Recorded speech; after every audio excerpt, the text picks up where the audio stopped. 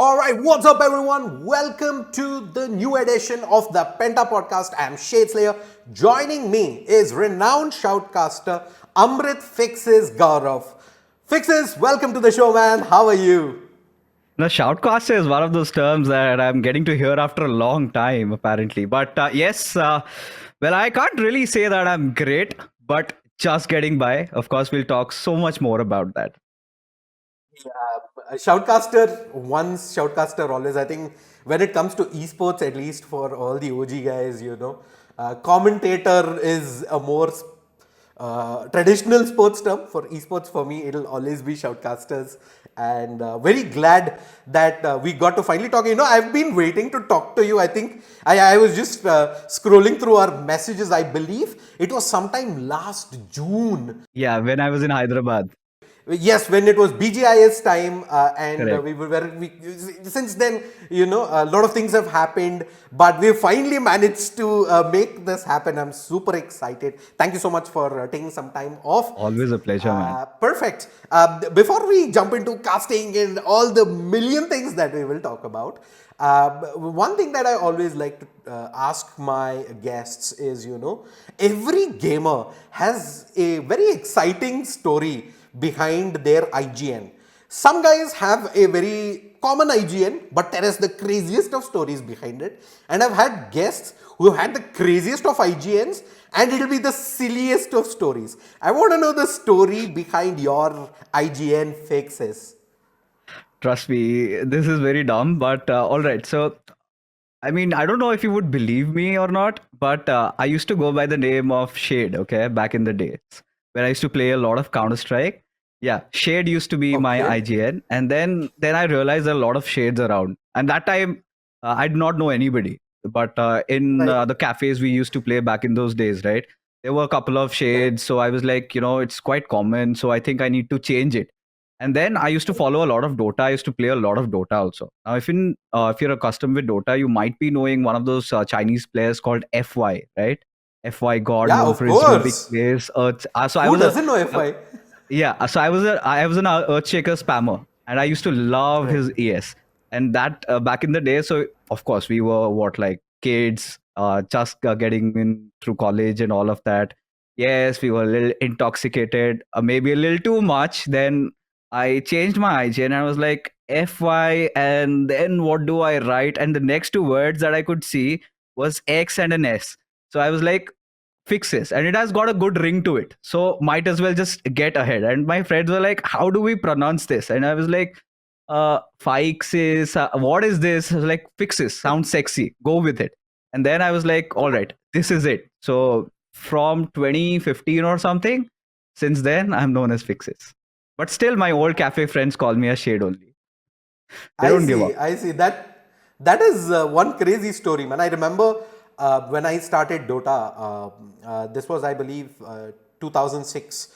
We used to play on GG client, which of course then got renamed to Greena. Right. And you need to have unique usernames there. There was one guy from Mumbai who had taken the OG Shade Slayer. So I had to go with Damn. Shade Slayer KK, and I used to run into him multiple times in game. And it so happened that eventually, when Dota 2 came around, I don't think he played. I was the only Shade Slayer on the server there. So So you got it back. glad to know that there is glad to know that there's another shade that I'm speaking to today. And of course, FY God, who doesn't know about him? Everybody knows He his was crazy, Earthshaker man. plays and his Rubik plays in TI, Skywrath plays. Oh Chef's kiss. man, it's just beautiful. Unlucky on multiple occasions in all those. I think even recently in a couple of TIs, I don't know, I've not seen the previous one, but the one before that, I think FY had come in from another team, but he's not as good as he was back in his prime. But those days of FY, I used to fear them a lot. Like Chinese players were the ones to be reckoned with. Yeah, man. This I'm talking like when OG won the TIs, right? I think that was when FY was at his absolute prime, just solo carrying PSG left and right. But yeah, No, but unfortunately, he couldn't. But then still, the peak of TI, I feel like for me personally, it was when Alliance won it and the years that followed. TA 3. And it kind of Yeah, yeah. diminished after Newbie. I think that was the most boring TI that went on till OG sort of got it back, three back to back. But that was like the peak of Dota 2 that I had witnessed. Like Dendi was there, you had Alliance, so many new players were coming up. But now, so Dota is pretty much, I don't know, it's almost next So to dead. Like what it was back then and now, big difference. I think a lot of it comes down to, personally at least, the community was massive back then, right? True, true. And innovation in terms of gameplay was next level at that point of time. People are discovering game breaking stuff. You had the fountain hook and you had the Oh, IO Chaos Knight in one TI. that match, bro, that last game, right? I still have it, down to the T. The puck coming, S4 just holding them off, then Loda and this guy just go in, and oh my god, that play was, I think, one of the most iconic plays ever. The $1 million coil to cancel Dude. Dendi or TA's TP onto the base. Yeah, Wow, dude. man, that was beautiful. And it was the same TI that had the play as well, by the way. Which one are you Naga. talking about? No, sorry, that was not from that TI. That was from TI2. TI2 Yeah, had the play where, the song of the siren wrap around. this was in True Sight, right? Not in True Sight. I think it was what was that, free to play? This was in that docu series or documentary that we had on from Valve. I remember that Naga play. Yeah, so it wasn't in free to play, it was in True Sight because this happened in TI2 when you had the Naga meta going on where Naga carries Song of the Siren set up into Ravage and all of that because Right. Ravage would hit through Song. Oh, So dude, you yeah. could basically Song into Ravage, then switch off Song. So you have everyone stunned. And you had the Darkseer vacuum wall as well into Black Dude, those Hole. Wombo combos, So man.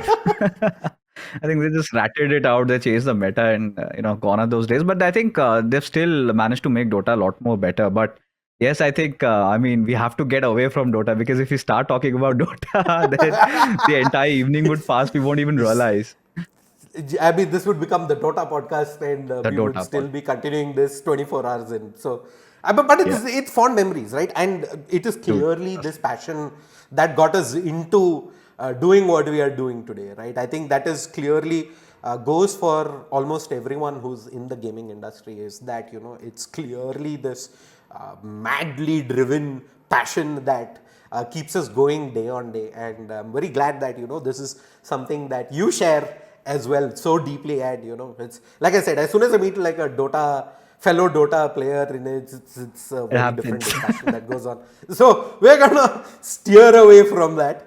Let's go Yeah. back to your early gaming days, man. Like, how did you get into gaming? What were like the first games that you played? Dude, honestly, I've been gaming since I last remember, being born. I think it was 98 or 99 when Okay. we had a PC in our house, and then suddenly you have a PC, this very young kid. I was in what, LKG or UKG, not even in Right. standard one. And then you had those demo CDs, you remember? Like you get in those Champak books and all of those, like, those small kids magazines, and you had a couple of Yeah, yeah. demos here and there. So I think ideally it has to be mostly like, and then there used to be this computer technician who comes in and he installs a couple of games. It was what, Mario, it was Dave, and then you've got Road Rash and the good old NFS 2, I believe. Those four games we used to primarily play. And then you had that video game, like we used to call it video game back then. There were Nintendos and all, but we didn't have those versions. We had those localized versions of it where you put that cassette, and then you have a elder brother who is always like, I'm player one, you're player two, you play Contra, you play Double Dragon 2. Then you've got what, Lost Island or something like that, Treasure Island, or I don't remember exactly. But those were the days, man. Like, even if you still give me an arcade game, I'd still sit down, I'd still play that. So that is how it began. And then I used to, game normally, like on the PC. It kind of got upgraded, used to play other games, then GTA, IGI, and all of that. I've seen it all. So I've seen it all till 2007, where I was introduced to Counter Strike. Like now, this is Right. where, this is an online game you can play with your friends in cafes and all. So that is when you had the accessibility to go there. Like there were PlayStation 2s also. I've done a lot of SmackDown versus Raw, if you remember, Feel the Pain 2004, where you had those reverse SmackDowns and all of that. And then you sneak in. There's this one mode where you had that, ladies match. There's a special mode. If you know, you know. We've done it all, man, in the cafes. So from then so this is how we started, right? Uh, like 5 people going together. Like then clans were a thing, and we form a Yeah, team of our own. And then in Odisha, we had a lot of cafes back then. We used to go there. right. Then we used to learn from the other senior players that we had. They used to hate, they used to slap, and that was all okay back then. Now you do that, you're gonna face the charges on you. But then we used to take it like as what Guru Dakshina. He's teaching us, so we give ourselves to you, and then we used to have a lot of fun. It was like 5 rupees for half an hour. 10 rupees Correct. per hour. You save up some money for 30-40 rupees. Your mom gives you some, then your daddy gives you a lot. Go there. Khane ka sham ka khana is done, and this is done. Take your cycle. That's how it began. And then also you'd play a lot of Counter Strike. Then there were a couple of friends who bought in Dota, and then we suddenly got into Dota, and this was like crazy, bro. Like I went nuts for Dota back then. When I started playing Dota, no, I used to have those. I think those initial memories of Dota are the most special ones that you ever have. Like when you're just starting to learn off, no, I used to have dreams of I could do this better. I could maybe Correct. take this hero and do this, maybe try this, and then you will be very excited. Ki kal cafe jaake I'll be trying this one out. And because of that, I was so much hooked into Dota that I just messed up 1 year of my life. And then Oh, I got damn. through. Yeah, so it was I had to give clat. So I took a drop year because parents were like, do engineering. And I was like, nahin, engineering is too cliche. It's become mainstream. Nothing is there. मुझे lawyer बनना है. And then in that one drop year, now you keep on studying and then you start playing Dota. And I got into Dota in a very bad time. And I got so addicted that I forgot about Clad. But still, somehow I got through. And I went into a law school. And then I guess gaming a little bit just passed by. It was just casually sometimes here and there till PUBG Mobile came. That brings back so much of my memories as well, man. Like, I think for me also gaming started because of cafes. Zapax and Reliance Web Worlds Oh, were dude, those red most of my sirens, right? You childhood. remember? Like, they had those Yeah. emergency. Crazy, man. is it's where gaming basically I mean, like you said, gaming for me was consoles, 8-bit consoles. You would Oh, get all these Chinese knockoffs because we did not have access to actually buy the OG ones. I believe for a limited period of time there was this Samurai that was sold, which was kind of like pseudo official for Nintendo, but then you'd get all these silly names, Terminator. really? There's Arnold Schwarzenegger on it, but then it's a 8-bit console. It's basically just Mario 10,000 in one, 9,99,999 games in one. Put the cartridge in, Oh, it'll be those same no. 8 games that are there a million times. It's just I Mario don't in know, man. red, Like, green, blue, yellow. I never had the privilege of like owning any Nintendo consoles or Ataris or anything. We had those local, I don't know what they used to be called back then, but they used to come in a big cardboard. You put those cassettes, like for $100, you get all those games. And then there are some premium games which are like 5-in-1 or 3-in-1. We used to play. Then I had to fight for a PSP, I remember. And that was like you need to secure 90%, and then only I'm going to get you a PSP. So I say I did that. I was very goal oriented. Like okay, ये करेगा तो वो मिलेगा, तो I'm going to do this.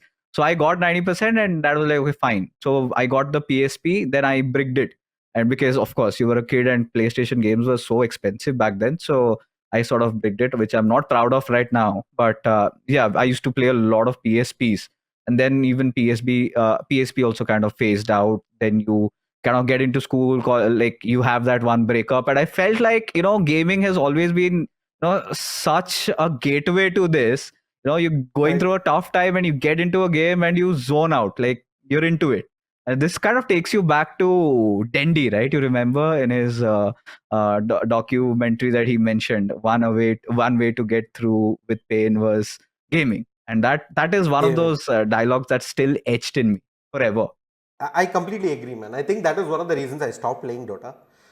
Was the fact that like even now, if I play like a game, I end up like theory crafting for like 10 hours, 15 hours, like what could be, should be, all of that. Like it's always it's like an instant cycle that begins. So it's I've had that fun. I think a little too much. So I How many have brain cells did you basically lose in the process of playing Dota, though? That's it's something that I'm very so curious about. so I had the privilege of not just playing in SCA servers. I've played in NA servers also, Oh, and a few other places. So I've got a good feel of, yeah, what to stay away from in every server, and what gives you the absolute uncontrollable rage. So yeah, I would say actually playing Dota was a time when my calculation skills were still at its peak, because you're always sitting and thinking about it. But then I think it kind of consumes you also to an extent. I'm sure that is what you meant. dude, trust me. I mean, at the SES servers, you play on them, and the rest is history, right? Now, one of the major reasons why I left playing Dota, or I quit at the very first time, was I started being very toxic, man. Like at a point, even in IRL, I used to start getting irritated, and I was like, no, I think I need a little bit of a detox. I need to steer away from it for a while, and I'll get back to it. And slowly, I realized that if I'm not playing Dota, I'm more calm, I'm more sane. I could hold on to myself. And then when I got back, I got pulled back into the abyss, and I was like, इसको मना करना पड़ेगा, नहीं तो जिंदगी बर्बाद हो जाएगा. So I was like, so let's close the doors on that.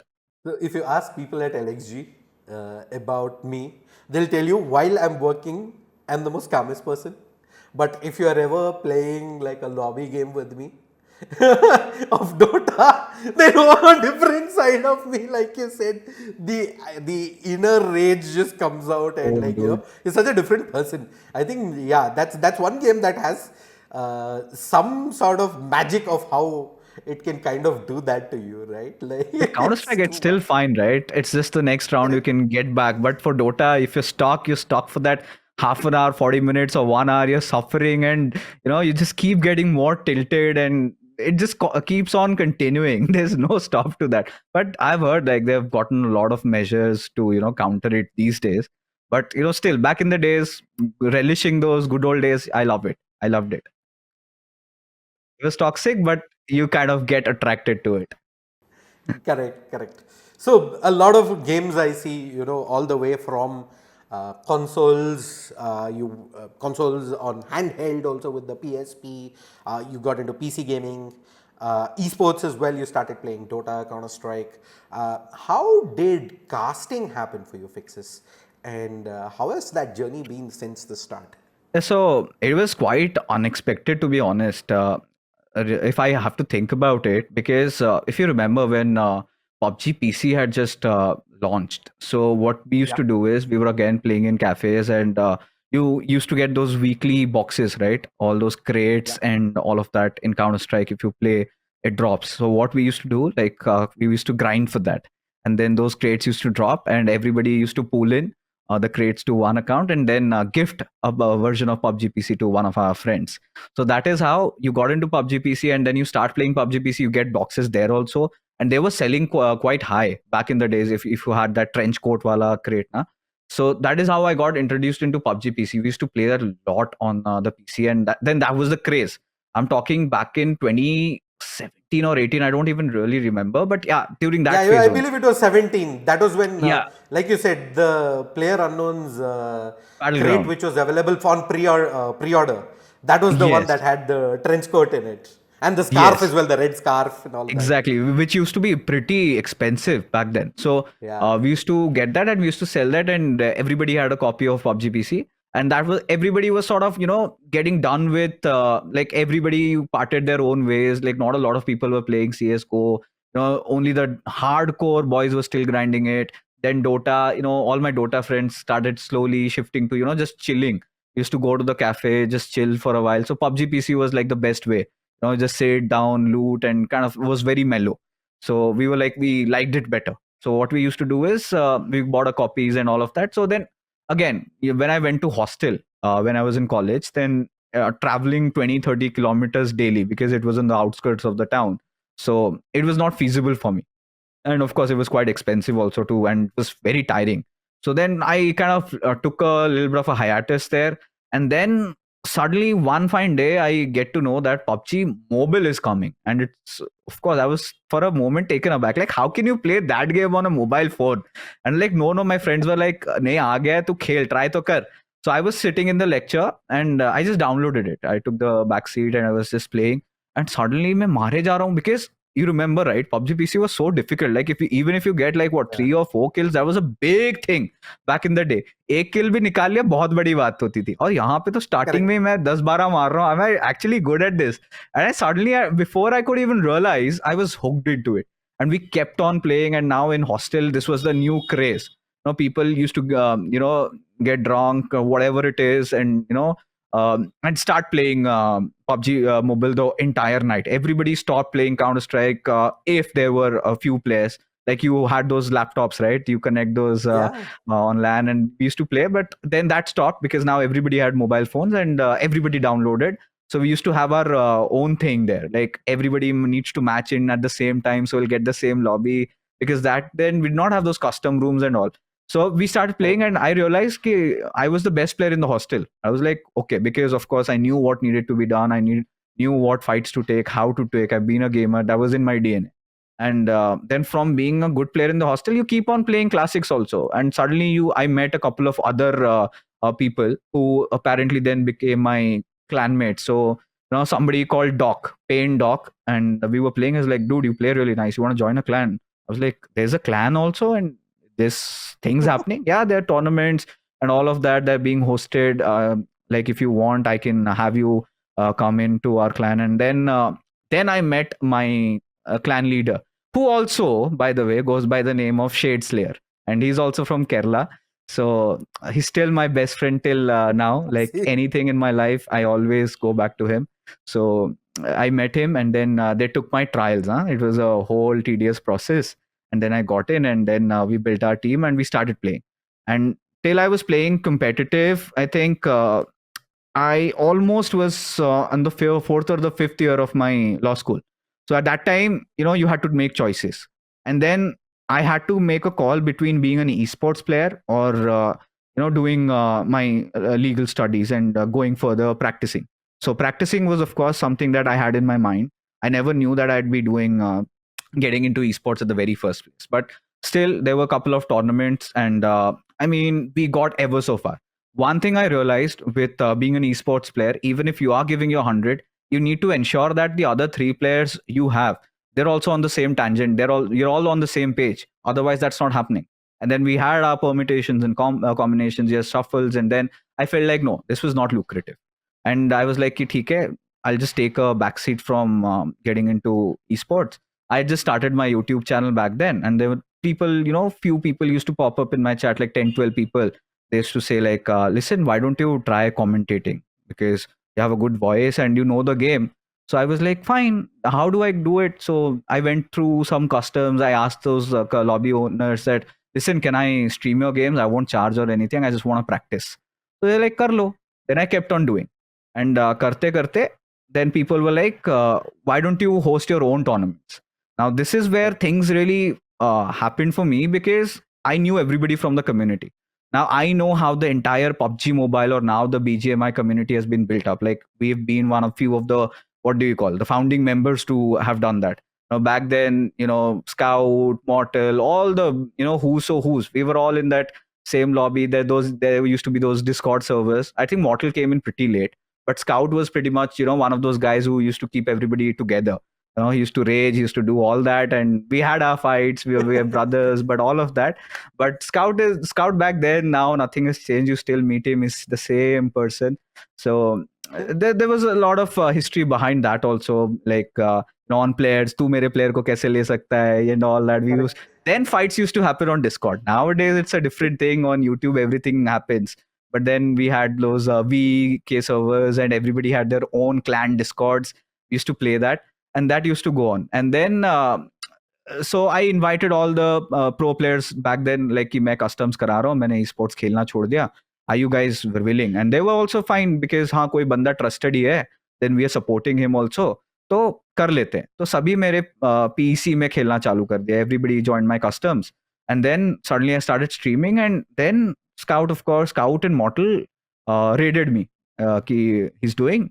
They gave me a shout out, and they gave me a couple of raids. Suddenly, like 100, 200 people are watching, and then I see the watching going to 1,000, and then 5,000. Now, for a new commentator, suddenly I was doing it all on my iPad though. There was this. I don't remember which app it was.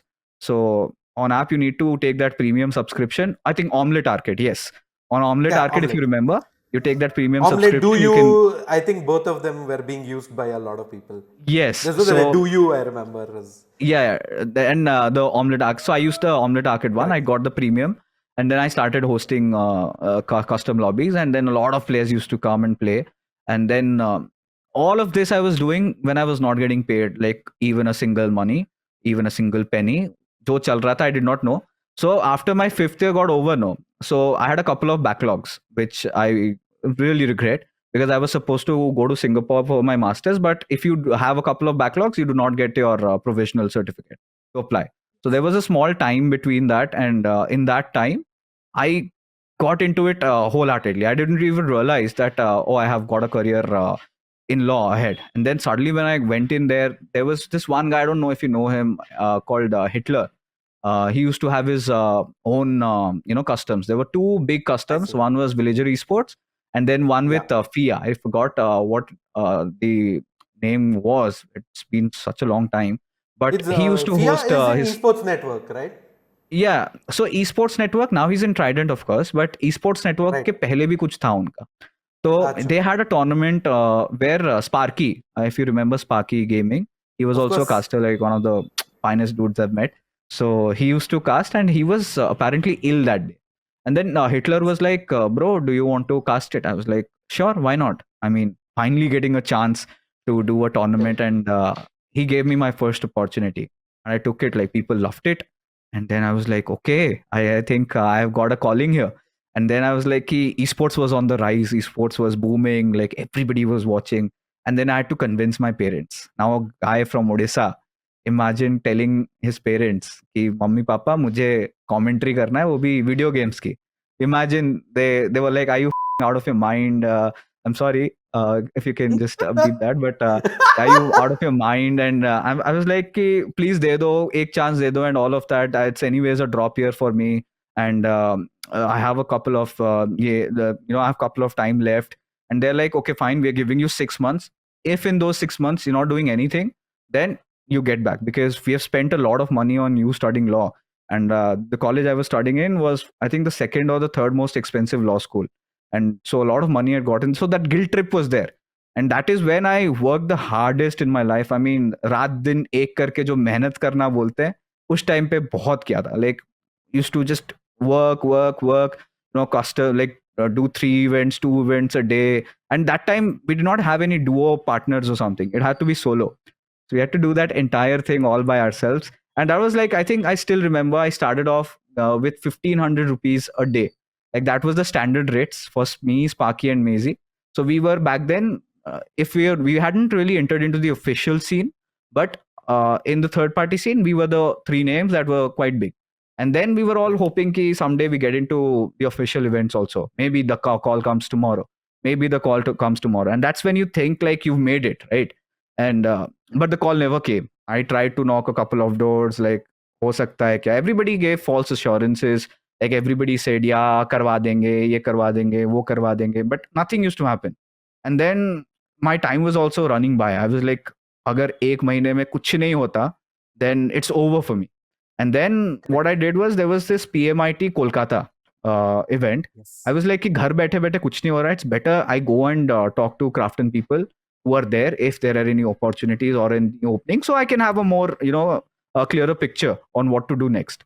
So then one of Payne's teams had gotten there. So one of the owners, we had a couple of investors now in Payne. So he was like, listen, why don't you come with me? You stay with me in Kolkata, and you meet people. So I went with him, I stayed with him, and that's how I met a couple of people, but nothing really happened then. And then suddenly, somehow, I had also joined Villager Esports back in the days. And we, Maisie and I, we were two talents for V, but we were not being paid back then. We were just doing our customs and all of that. And then if there were any couple of other tournaments coming in, they're like, you do your thing, we'll not charge, but you do our scrims. So dheere dheere, Kul bhai was the owner. He somehow got me through with Karan from Tencent back then, and I got my first call. So it was PMPL. I was PMPL, SCA, and SA, and all of those. I'd done a lot of events before that also, even from V side, and we were waiting ki maybe we'll get paid, but we never got paid for that. And we were like, कि finally, chalo ek bulawa to aa gaya. So somebody from Nordwin Right. calls me up, and back then I did not know. I was like, Kul Bhai was like, you'll get a call tonight. The event is supposed to Right. be due tomorrow. I'm like, abhi tak call nahi hua hai. So there's no chance I'm going to get called this time. And this was like the end of it. Okay, if I'm not getting called, everything gets cut off. And then the night after that, I get a call like, hello. I'm like, hello, uh, Ekansh here. I did not know who on earth Ekansh was. Okay. So I was like, hello, sir. Yes, yes. So, acha, listen, we need a backup caster. I'm like, a backup caster. Okay, fine. I'll do it, sir. So this is this. Give me your expectations. So I also did not know how much to quote. Okay. So I was like, sir, 10,000. I asked Kul. He said, the official event है 10,000 मांग मिल जाएंगे. I was like, sir, 10,000. Like, नहीं हो पाएगा. Like, oh my God, how have we rejected? Then I was like, I called back, like, sir, I just need an opportunity. And then we bargained and got to a figure. And I was like, Kul also said me, listen, this is your opportunity, take it. Then baad mein we'll talk about the prices and all of that. So during that time, it was just COVID on the horizon. Like we had those, Right. news coming out, but the lockdown hadn't been declared. So imagine, Correct. I get on a flight, like, and with Ekansh, he's a busy man. So the event, I'm supposed to go there tomorrow early in the morning, and it's already 12 in the night. I haven't received my tickets. I was starting to worry, like, am I even going to get the tickets? Because मैंने packing wacking सब कर दी थी. And then I finally get my ticket at, I guess, 2 in the morning or something. And then I was like, okay, fine, I'm going to Gurgaon. I go there and we go to a hotel where we were staying, and then suddenly I meet Johnny, I meet Krat and Ketan, then Blair was there, Experiment was there. So I was there as a backup for both the desks. If any commentator, let's say, gets tired, then I do a couple of games. So that was it for me. And then I was like, कि यार, I went in and I asked Blair and XP, like, do you need help or something? Like, so everybody sort of got threatened by me. I don't know why, because I was still a name, like in the third party tournaments, people knew me. But for Right. commentators, somebody, they know that another talent is being called up just when a tournament has started, and they start asking themselves, like, why does this kid come up when we are already there? Are we doing something wrong? So at that moment, they were like, no, no, no, we don't need any help. We are good. And I was like, okay, fine, whatever it is. TK, let me know. Being the good kid, I was like still prepping up and all of that. So there was this dry run going on. I'm pretty sure you know Kanwar, Nova, right? Yeah, Then of this guy, course. yeah. So Nova takes my dry run and he's like, okay, this guy is good. He knows his job. Like first day के हिसाब से इसको camera पता है. He knows what to speak. And so Nova के मैं good books में आ गया था. And then Krat was like a savior back then. Krat comes in and he's like, listen, you want to do games? I'm like, yes, Krat bhai, I really want to do games. And then, okay, he's like, तू आज के मेरे games कर ले, it's all chill. I was like, finally, मुझे मतलब जहाँ पे मुझे लग भी नहीं रहा था कि हिंदी डेस्क में चांस भी मिलेगा, I got 4 games to do. I'm so happy, and I'm like making my notes now, doing my dry run. And then suddenly some unfortunate things happened, and the entire event was called off. And the next moment we realized that lockdown has been declared in the country. And I was like, dude, like this was my first break and this had to happen. And then Ekansh ka call fir se aata hai. And then Krat and I, we had a long talk, the same that we're having over Dota, Counter-Strike. And that is only when Right. Krat said, if you like, listen, we might be looking for talents for Nordwin. And if you're interested, let me know. So what I did was, like, I had my plans. I'll do a couple of years freelance, I'll make some money, and then Nordwin I'll just go and settle there and do my work. So that was the goal, right? And then he was like, okay, no problem. तेरे को जब भी मन करे बता देना. And then even Ekansh had also told me like the doors are open. Anytime you feel like, you tell me, we'll hire you. So I was like, okay, चलो एक चीज तो हो गया. And then what happened was like Ekansh gave me two choices. Now listen, we don't know. This tournament has been postponed. We don't know when it's going to continue. Or you either can stay in the hotel or you can go back to your family because lockdown had been declared. I was scared. Like, listen, at this time, I have to go back to my family. So, Ocean decided to stay back, and I decided to head back. So, what happened was, then again, the same insecurity sort of creeped in, like, what's going to happen next? Then we had those PMPL scrims, right? So, that is where Yeah. online it was being done. That's how I Yes. got contacted. I did a lot of scrims. I did even solo matches where the other talents were facing issues. So the Nodwin people were like, "This guy can work hard. He's doing a good job. We have him on our radar." So I did a lot of work then. Then you remember there was this very unfortunate thing that happened with Crad. Um, Yes. back in the days. Okay, so I won't really delve into it much. But that time they needed a replacement and they needed it ASAP. So I get a conscious call once again, and this time it was like quite in a firm tone. Like, listen, I want you right now. I'm like, okay, this has happened. Things are going down, and we need a backup ASAP. And then फिर से बस्ता सब कुछ pack कर लिया, and this time I go in as a talent. I get hired, I talk to the HR, and सब कुछ we did our negotiations and all, right, and I was happy. Like the money was enough for somebody like me who's just gotten into the industry, and I wanted to learn. So I like approached a couple of other seniors also, not talents, but some org owners who I was in good touch with, and touchwood I'm still friends with them, and they're good people, very good mentors. So that said, fixes, you've got an entire life to make money.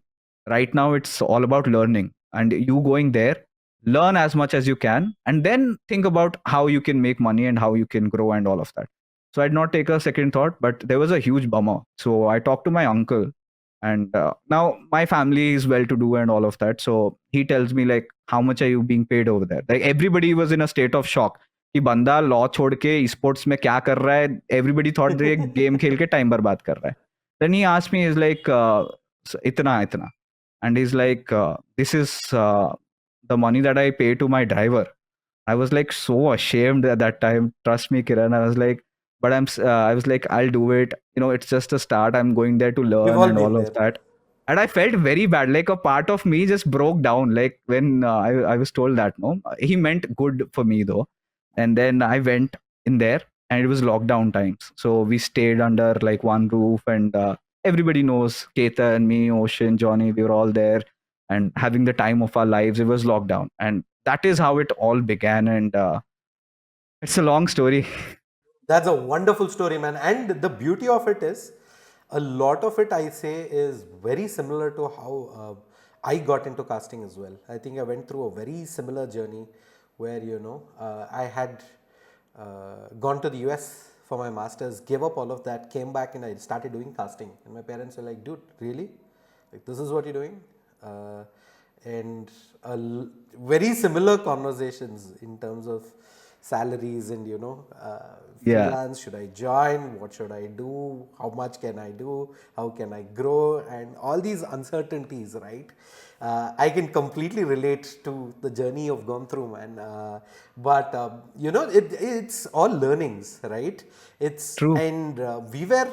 And the beauty is, a lot of people say, yes, there has been struggle. But on the flip side of things, I say, we were still in the right place at the right time. I think the two of us are out of, I don't know how many crores of people that wanted to do this and couldn't do it, right? But at least we can say, hey, we kind of made it happen. For how long? That's a different story. But we did make it happen, right? You need to be mad to be doing that, right?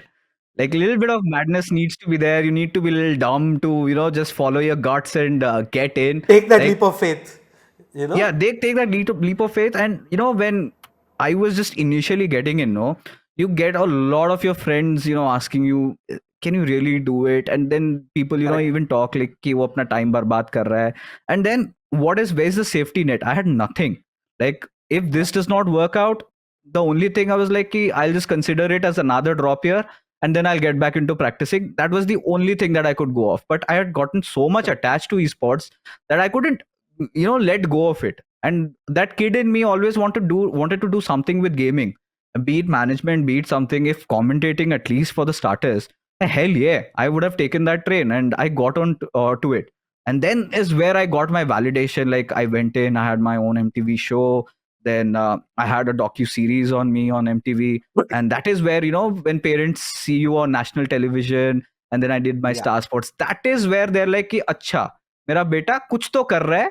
Now we've got something to tell to our society that he's doing this. You can check him out there, and that is now everybody is like chill. Like whatever you're doing, we believe in you, we trust you, and that's seen me work my bums off back in the day. So they're Correct. like कि कुछ तो मेहनत कर रहा है. For me, it was, I think, a article that was published on one of the national newspapers. Where, I had to take it and Oh go and be like, damn. hey, there you go. And my parent was like, okay, he saw it and he's like, okay, fine. Fine. कर रहा ठीक है, है करो. कुछ. करो कुछ. लिखा है, गंदा नहीं लिखा है तो सही कर रहे हैं. So, that's, I mean, it is that validation, right? I think whoever did this initially when they started off, it's a very different thing today, of course, but whoever did this pre-COVID, I'd say that validation was the most important thing, and validation from parents uh, basically just meant, okay. I mean, today people start off and they say, hey, there's so many issues. Those weren't even issues for us. We were tackling like, will we be even allowed to do this or not? Like, forget about how we do it. Like, that's a separate, different thing. Your growth as a shoutcaster is different. We are talking Right. like IRL issues that got in the way of maybe even doing shoutcasting in the first place. So, there was, I think, that validation that you spoke about was the most important thing, man. And it's a very inspiring story for a lot of people today who think, this is again a lot of people who used to ping me back in the day when I used to cast, will be like, hey, I want to get into casting as well. And they'll be like, hey, how much will I get paid and when? And I'd be like, dude, like, if that is the reason you're doing it, you're doing the wrong thing, man. So, for Exactly. those people, I think your story is, testament to understanding how difficult the journey actually is, the kind of sacrifices one has to go through, the kind of, uh, that self doubt that you go through every day, thinking, have I done the right thing? Should I have done this? Should I have done that? Was this an opportunity that it didn't cash in? Maybe I could have done something different. It's always there at the back of your mind. You're second guessing whatever you're doing, and that eventually when it works out, you're like, wow. Finally some relief. So okay, now that we know the story, right? There have been a lot of decisions that you've taken through the course, like you said, from playing to beginning to cast, doing wedge events, joining TOs, all of this. If there was one decision that you probably could change, would you change anything? Really, I think the biggest decision so far I've taken throughout my entire career, at least if pertaining to esports, has to be, shutting my doors with Nodwin Gaming, right? When I decided to put in my resignation there. And I think Right. back in the day, maybe there was this zealous kid who knew that, I went there to learn. And there was a point where I spent 3 years of my life. I worked myself out. I did everything. Like, whatever I had to learn, I had learned the tricks of the trade, how things work, and how all of it. And I felt like this was a moment where, you need to take another step in your career, because at Right. Nodwin, I was doing all those big events. I was well known. All of it was there. The financial stability was there. Everything was there. You had great people to look after you. You had great mentors. Like, my bonding with Ekansh has gotten deeper and deeper. And we were so close. Like, we still are, though. We still are. Like, Ekansh is just one call away. Of course, he's gotten married. He's a busy man, even a more busier man. But back in the days, I still, love him. But even when I, put in my papers, I think that was the toughest call. Like, I'm leaving Nodwin. Now, this is something that a lot of people would tell me, are you mad? Are you out of your mind? You're in the best TO in the country right now. Why would you do such a thing? And I was like, listen, man, I wanted to grow. And I wanted to grow as in I wanted to be my own individual. Because Correct. being at Nodwin, I'll tell you one thing for sure. I don't know uh, if you would have faced a similar thing, but at a time, I used to hear a lot of things. They're Nodwin talents. They're Nodwin talents. And there was this stigma, like, which got attached. Like, you have that identity crisis also. Like, I'm an individual by myself. And then I was like, I also need to, further branch out and further get into different titles, work with different TOs. I want to see that aspect of life as well. And because with Nodwin, I still had permissions to do freelance events. But tell me honestly, Kiran, there was never a time that Nodwin ran out of events, right? There was constantly one event after the And they other, still one never event do. after the other. So there was nothing. And more Correct. than money or anything, I just wanted to grow. And that is when I Correct. made that call, like, let's go for an adventure. Like, what could go wrong at the worst case scenario? I might have to start over. I've already done that once. I'm ready to do it twice or maybe thrice. Given, like, it's still, for me, it has always been the love of esports that has really kept me into this industry, right? It's never been for the numbers. You won't see me posting a lot on social media. You won't see me um, doing what people would love to see, which I may be regretting right now. If I had done that, would have been fine.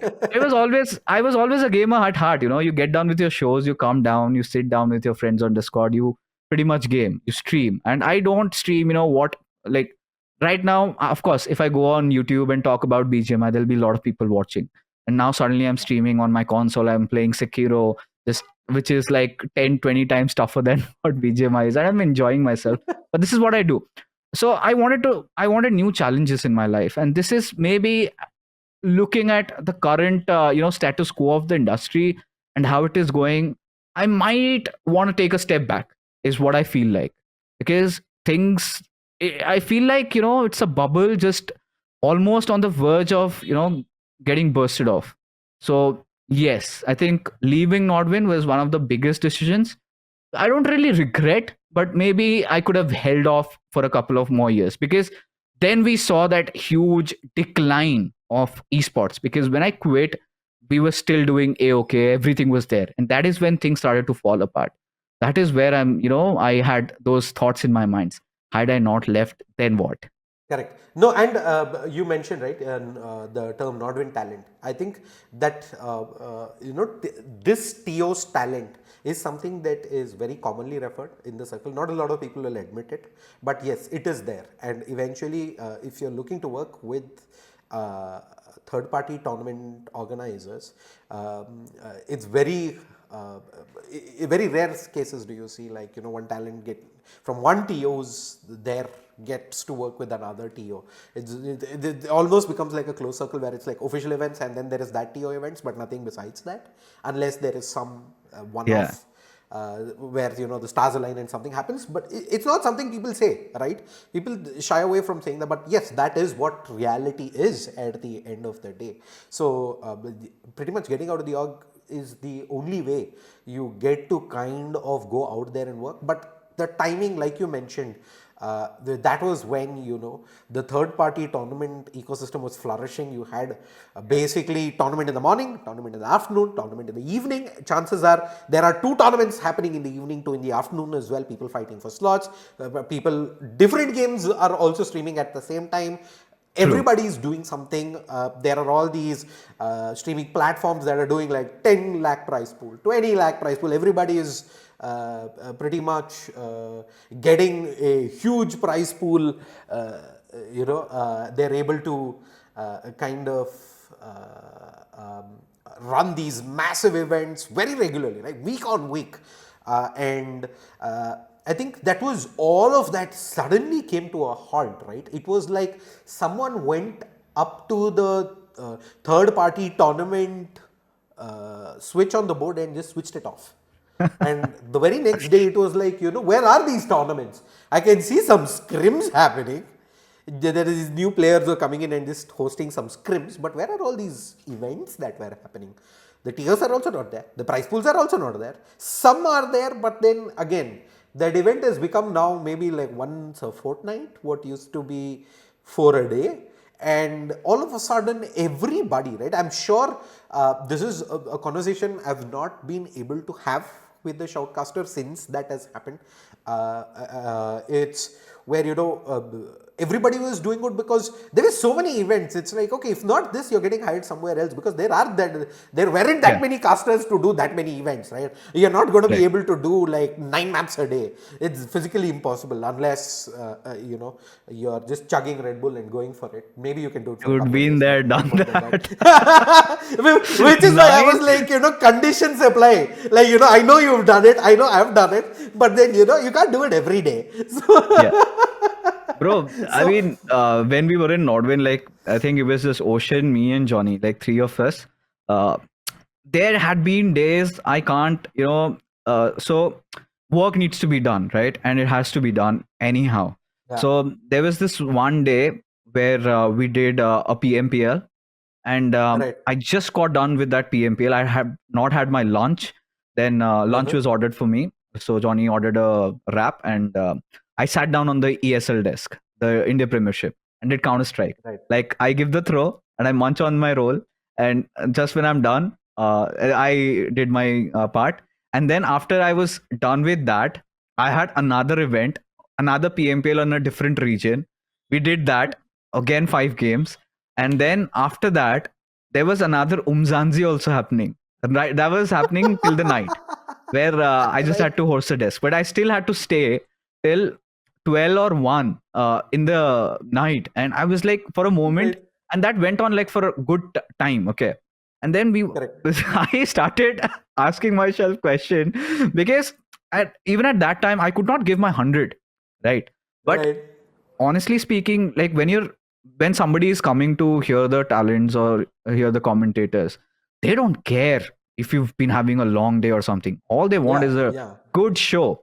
They need to see that smile on your faces, the sparkle in your eyes, that excitement. That somehow kind of went passing by, where it came down to being one of the mundane jobs where you have to do it.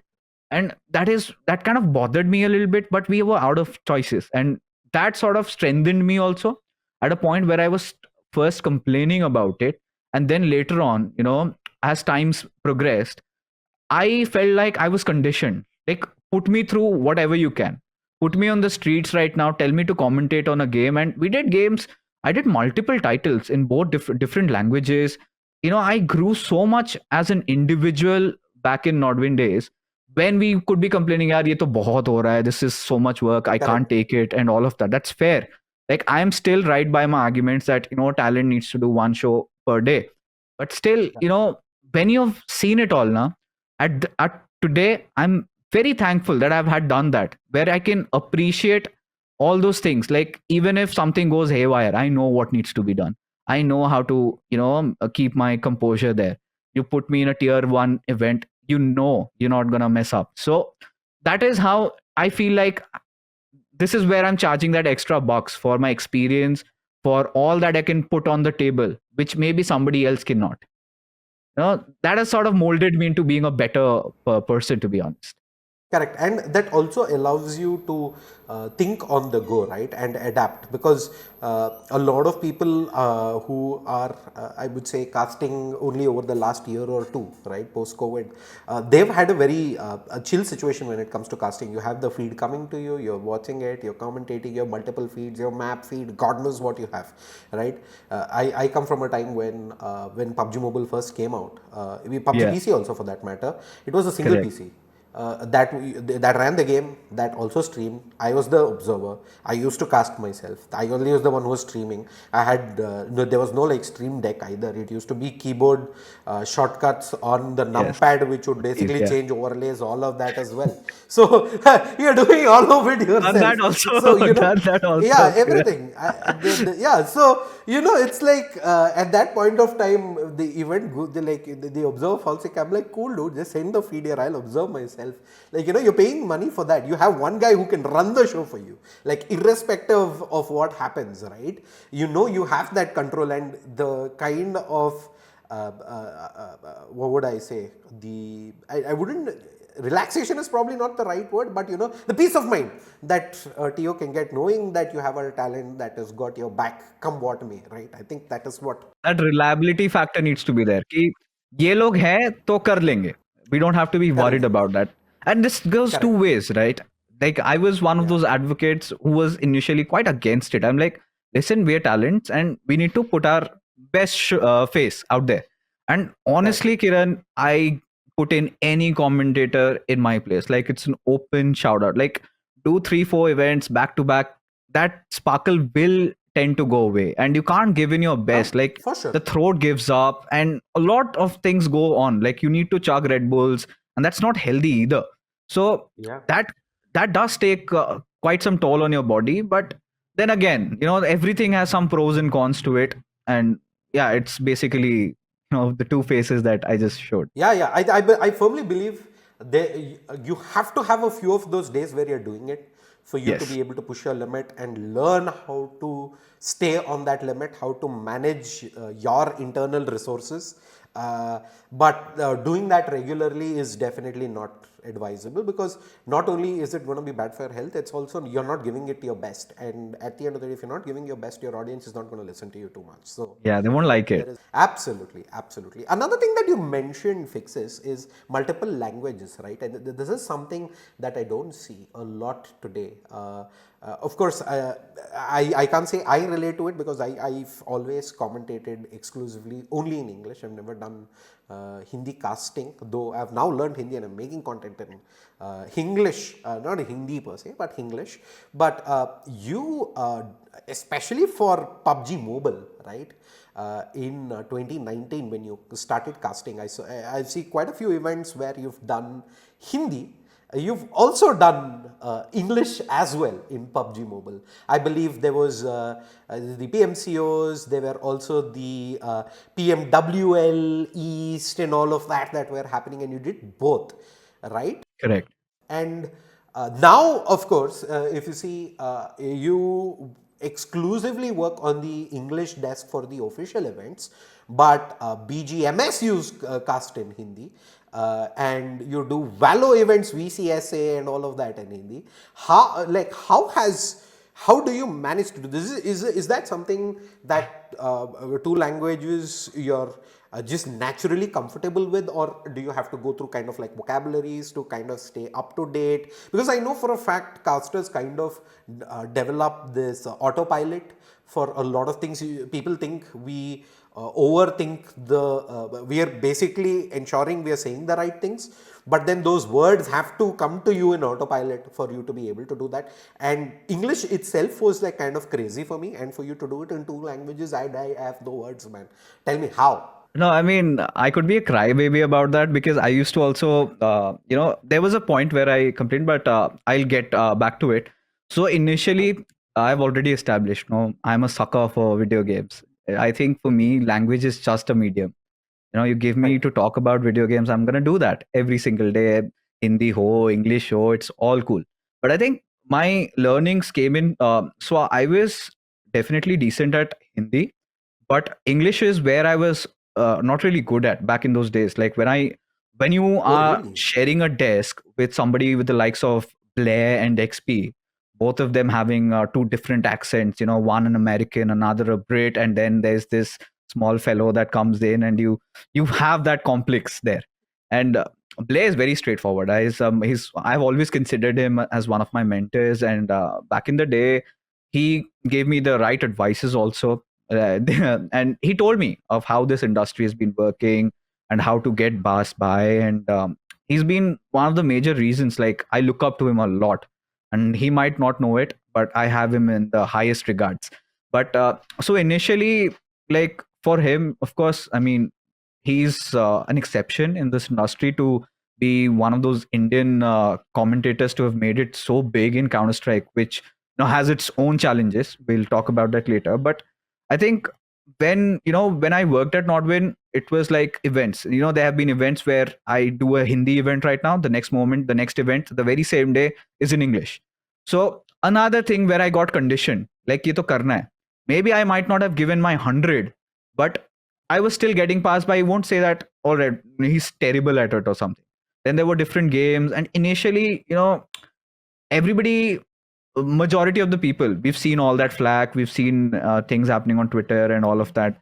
Nobody has heard our side of the story, the commentator side of what we've been through, and completely understandable from their perspective. Like, why do they need to, right? But of course, there was some shortage, and I had to first make do. uh, Initially, we started off with Hindi. It was all going good. Then English, whatever came my way, I just did it. So with the current state of affairs, which I do not know where I kind of am going on to regret my decision. For me, it was all about doing the games, casting it, commentating on it. But now it's sort of given me an identity crisis once again, where I'm being labeled as an English commentator only. And if I go and talk about the state of affairs for English commentary, it is pathetic. I mean, there's next to none opportunities in India unless and until you make it to SCA or, and that is a whole different ball game. There's a whole different politics going on. There's so much things going on there. I mean, I don't know if we can really get into that, but venturing out, you need that break. And of course, you need that little bit of luck also. I think to make it into this industry, that luck factor really needs to come into play. So with Absolutely. after the post ban, after of course BGMI came, and we had Crafton coming in.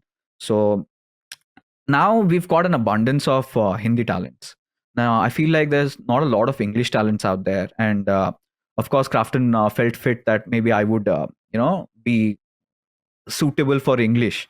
But of course, I've always been inclined towards Hindi, and not Yeah. because it's about the numbers. Okay, so that is one factor, but this is something that has never really attracted me. But for Hindi right now, I felt like would have been better for me, per se, as in to find more opportunities. Now, when you are Absolutely. knocking on the doors. You've seen me doing so many official English BGMI events, right? Now it's come to a point where people reach out to you and they're like, "कि listen, Hindi तो नहीं हो पाएगा, आप English कर लो." Like Hindi क्यों नहीं हो पाएगा? ना आप तो क्राफ्टन के लिए इंग्लिश कर रहे हो, हिंदी के लिए तो हम 10 लोग हैं। I'm like, bro, I can do Hindi also. And it's like, कि नहीं नहीं. And I'm like, of course, they're also my brothers, and मैं किसी का क्यों खराब करूँ? So I'm like, okay, Correct. fine. Now let's discuss commercials. Now our budget is this much. And I'm like, what? I mean, like, It sorry. always comes down to that, those conversations. And, because, of course, from coming from a TO side, you understand that English does not really garner that much viewership or whatever it is. It's still a language. For publisher events, they always have fair rates. I'm not gonna complain about that. But when you look at third-party events, tell me, Kiran, how many events in India do we have where there are actual English broadcasts, like to actually make this a thing? And now for I me, I would mean, say zero. literally zero. There were a couple of Yeah. Sky tournaments where they had English, but I don't know. They haven't Correct. done any English broadcasts even recently. Plus, they of course they have their in-house talents, great people, by the way. But nothing else. It's just Nodwin who's doing for ESL, and BGMS. It's there. BGMS, I do it on the Hindi desk. Who knows next what will I get? But that has been taking a brunt on me, and now which is where at this point I'm starting to wonder, where do we go next? Because now the doors of Hindi commentary are closing on me. The freelancing desks that we used to have now, how things are quite muddled up there. How lowballing happens, and everybody eventually is like, कि मैं इतने में कर लूंगा, मैं इतने में कर लूंगा, and all of that, all of that shebang. And at a point where you need to keep your value there, it's so difficult in this time. And what do you do? Either you can cry about it, or you also have to join the bandwagon, right? And this is one of those toughest decisions that I'm yet to take. Like, what do I do? Do I slash my rates off and keep things alive? Because people might point fingers. A lot of tier one commentators, all my friends, will be like, fixes, you can't do that at that much price. I'm like, भाई तुझे अगर तेरे घर संभालने तक बात आ जाएगी तो शायद कल को तू भी कर लेगा. you know what is the where is that area where how do you discriminate, and what do you do? Because right now I feel like esports, I don't know, man. You ask me, if a young fellow budding commentator comes up and tells me, कि fixes भाई मुझे भी caster बनना है, मैं तो मना कर दूंगा भाई, like don't get into it, like because अभी एक भेड़ चाल चालू हो चुकी है इसमें। अभी आप पत्थर मारो एक दो घर में तो एक कास्टर निकल ही जाएगा। एंड इट्स सॉरी टू से, have not seen enough of those commentators who do it for the passion of, loving video games. It feels like it's always been a gateway to, getting numbers or, uh, getting bigger things in life and all of that. Like Yeah. this is again a baby in me or something. That could be the right way where I went wrong. But I feel like if you are in there, now if you're commentating a game, you need to love that game to death. Otherwise, you should not be there on the desk. Like you just, disrespect. I feel as a, fellow viewer also, if I have to, cast, if I have to look for somebody casting CS from India, of course it would be you and OG going there. I loved you. Thank you. Of course, Blair was there also. But that's what I'm Yeah. talking about, right? Even in Valorant, you would want somebody like Universe getting his opportunities. Crips is finally getting his break. They are putting in. You want them to be there. But with so much going on, it's so difficult, yeah. Like, where is the solution? That is something that I'm still in pursuit for. Yeah, I think the biggest challenge there, like you said, fixes is the fact that the entire third-party tournament ecosystem for both BGMI and Valo has kind of gone for a toss. And now, because at the end of the day, yes, there are official events. Like you said, you are quote unquote official BGMI English caster, Cast. right? But it is two tournaments. There is BGIS, there is BMPS, and right now that is all that is, right? And what is it for the rest of the year, right? At which point of time, that is where the third party tournaments come in, where we used to have tournaments, like I said, you would have like 3 a day at least happening, right? Multiple TOs, you would have like multiple tournaments of different games also happening, so you would have those opportunities where during the downtime through the rest of the year you're able to kind of make do as a freelancer, right? And that is where the challenge kind of comes. This is a conversation I had with Maisie, who like you said, he is part of a tournament organizer, right? He is on their payroll, so he was like, this is something I never want to go through as a freelancer. I am happy with what I'm making. I know there are people who are freelancing and doing a lot more, but that was never the goal. The goal was to get good at this and be able to make enough to have a good life. I am not the one who goes around and wants to kind of reach the stars and have that lavish lifestyle. So I think that it's a perspective that is also completely right. On the other side, this is coming from, again, someone who has done both sides. I've been part of an organization, I've done a lot of freelance as well, and the challenges are very different. But I think given today's scenario, like you said, with the third party tournaments down and nothing happening, that is where the challenge comes in. Like, where do you draw the line, right? And it's a very valid point that you put up, like some people kind of have like a backup thing to go back to.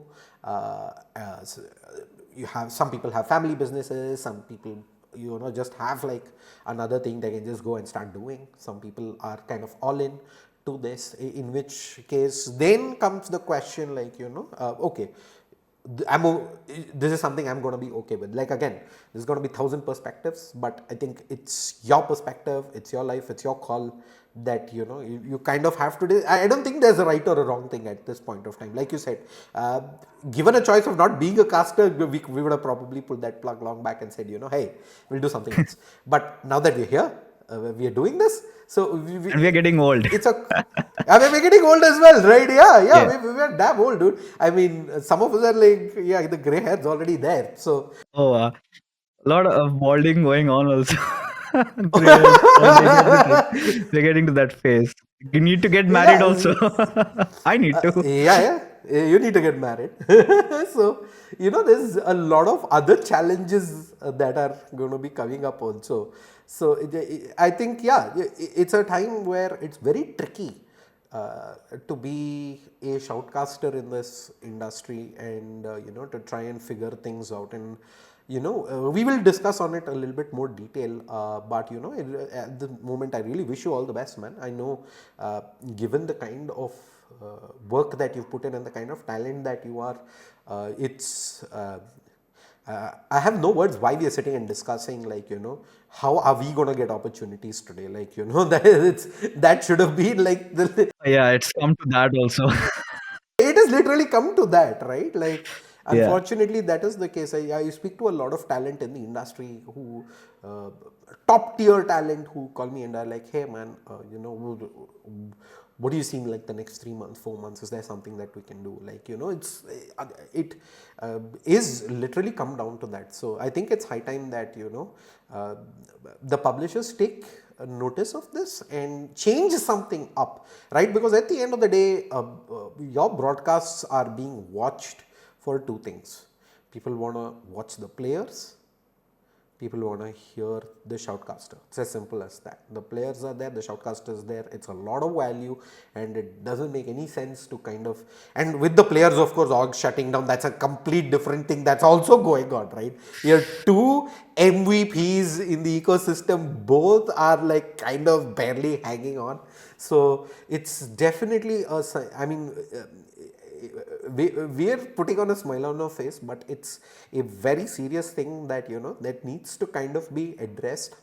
Do I have the solution for it? I do not, but I think it is at a stage that is warranting a serious sit down and a very serious prolonged discussion on how to kind of fix this, right? No pun intended. So moving on. Yeah, you need to have that. I think this is something that has, come in, whilst you're commentating, because no matter, like, us on the screen, we need to have that smile on our face. I remember Oh I was yeah. doing BGMS, and I get a call that my Nanu has passed away. And I was like, Oh, sorry to hear that. what? And then, so I told, of course, Ekansh, I informed him, it's like, you want to take the flight, just go away right now. And then my dad tells me, like, listen, this is a big gig for you. And of course, even if you come right now, you can't do anything. It'll be anyways too late. We'll have him cremated. So it's better you finish your show and then you come. And at that point, you know, there's that switch that gets flipped up, right? And like, you can't be in that zone anymore. Like, those thoughts would be coming in your mind, like, all of it, but yet you have to show up on that desk with a smile on your face. So this is something that, no matter whatever you're going through, I feel like it's always nice to have that smile, like, it's all right. And just man up and go through it. It's just another challenge. And it wouldn't really, for me, honestly, initially I used to have a lot of those thoughts, those dark thoughts sometimes. What is next? What is next? Who would have thought that we would have made it here? Like, there's something waiting, right?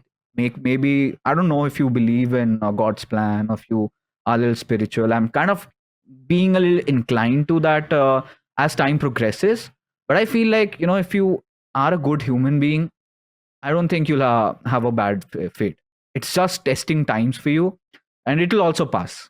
Like, we've all had our phases, right? I've seen the highs, I've seen the lows of the industry, I've seen it all.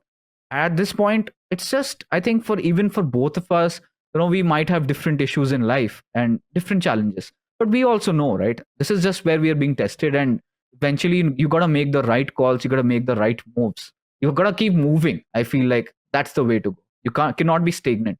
The moment you're stagnant, I think you're done.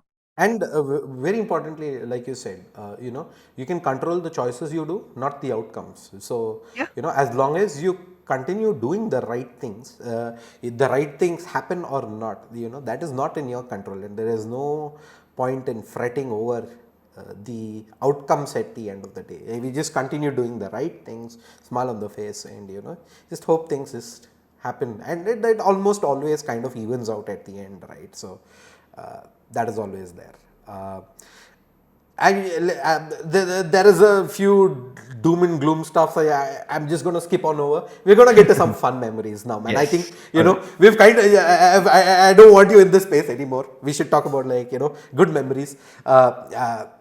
Watching you at BMPS, I was there in person. I got to see you for all 3 days. Yes. Two of my people that I always love watching online, you as well as my dear friend IC Baby 1 2 as well, who was there throughout. I got to do a podcast. I actually just caught him right there and I said, dude, have we tried to catch fixes? I've not been able to catch him.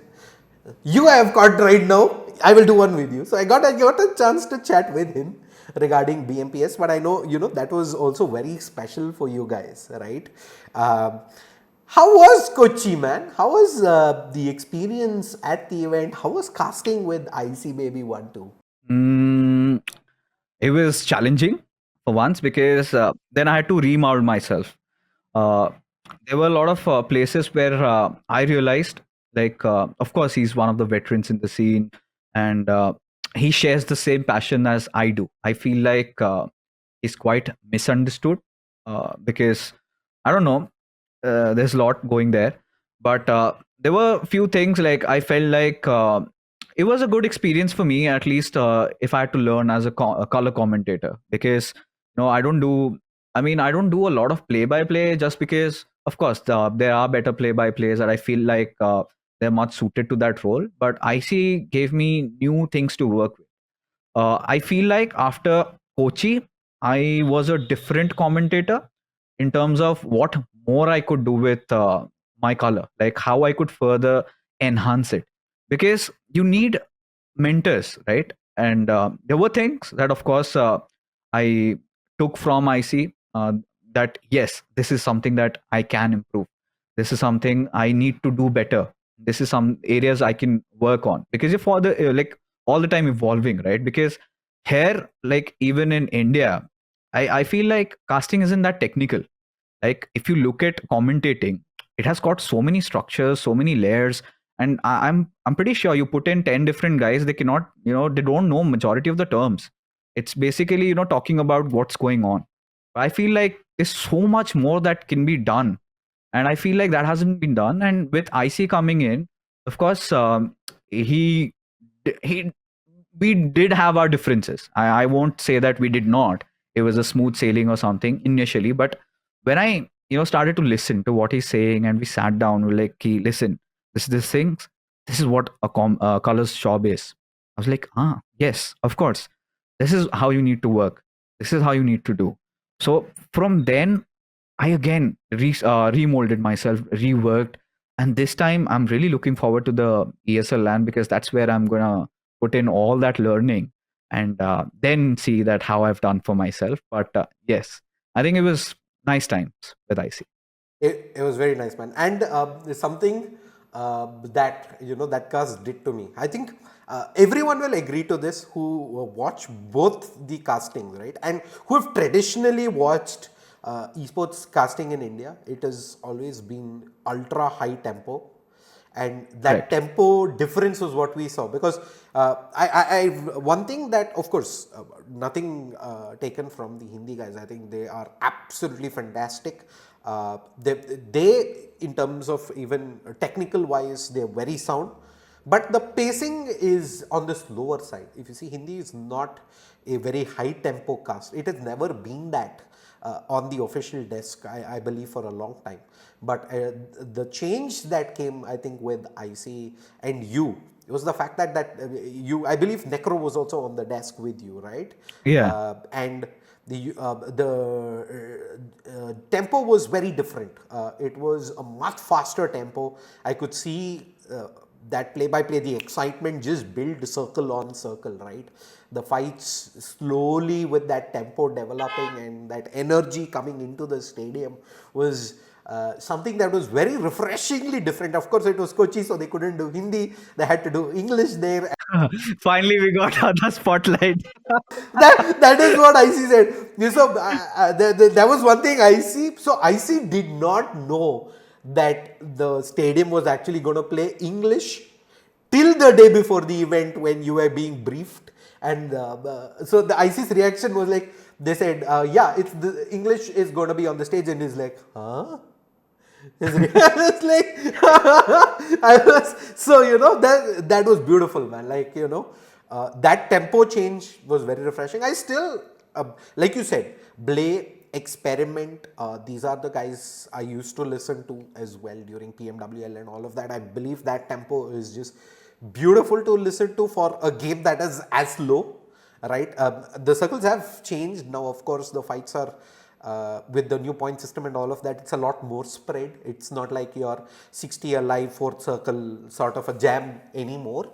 But still, considering how that tempo build up happens, right? I think that was very refreshing, and I thoroughly enjoyed it in BMPS. I was there like to help with content and stuff, and at the end of Right. it, I was basically just sitting there and watching the maps, like, doing nothing else.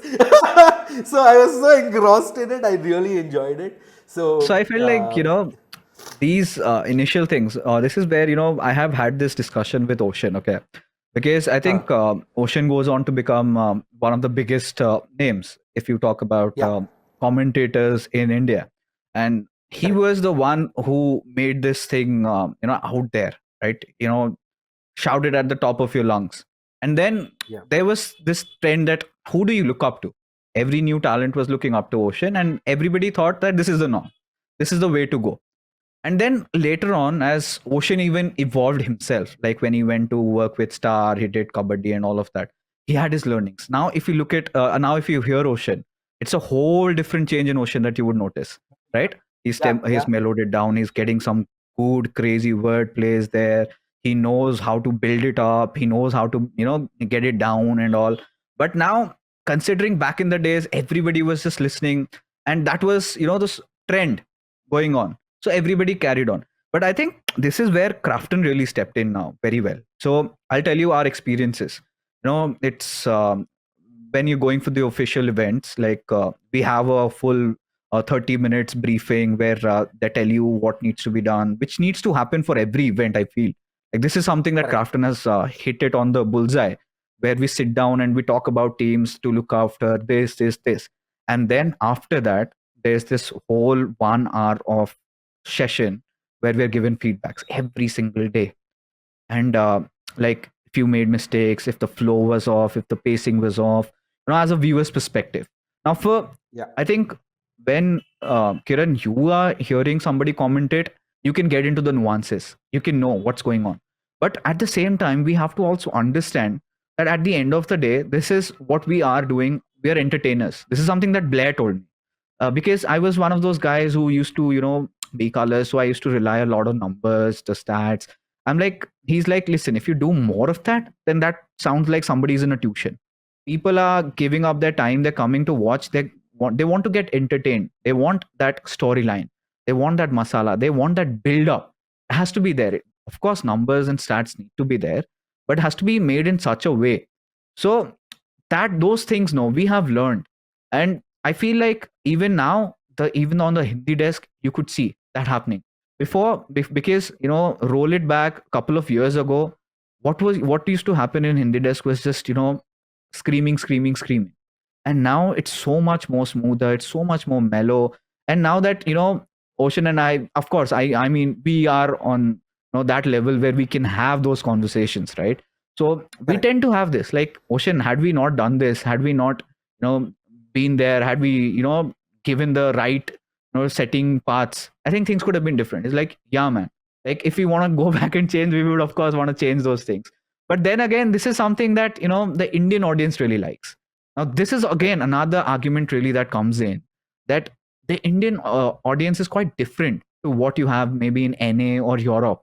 They want passion, they want that energy. Now they are vibing with it. Now, when even Ocean tried to do that, okay, he's got flagged on social media as like, Ocean is boring now. Ocean is getting slow. Lag raha hai Ocean soya nahi hai, neend mein hai. And then Ocean suddenly starts worrying, like, bro, what is this? I have been doing the right thing now. Now people are objecting this to me. I'm like, don't worry, dude. This was a phenomenal cast. I enjoyed it thoroughly, and bolne do bahar. Dhire dhire they'll get used to it. So now I think with Maisie, Anki, Spiro, and I think Crafton has a big role in how they have remolded themselves. Now, if you look, it's now technical, it's subtle, the flow is there. So that's a very good thing that has happened. It was much needed. Yeah, let's talk about ESL, man. It's just around the corner. You're going to be Yes. casting there. It's going to be a lot of fun. What are you looking forward to the most in the land? Of course, I mean, this has to be one of the biggest lands. Not just because it's ESL or something. Of course, it's a third-party tournament, but looking at the teams that have made it and the kind of storyline, the amount of storylines that we have, rivalries, check. Teams, players, they can just go after each other's throats. They're there. That thing is there. You can feel that sense of hostility inside of that venue, and this has never happened before. I don't recollect last when we had a LAN with at least 10 to 12 teams having a chance at the money. So at this Correct? point, anybody could win it. Like, we've got the perfect set of underdogs, we've got the favorites, we've got the fan favorites, we've got the dark horses.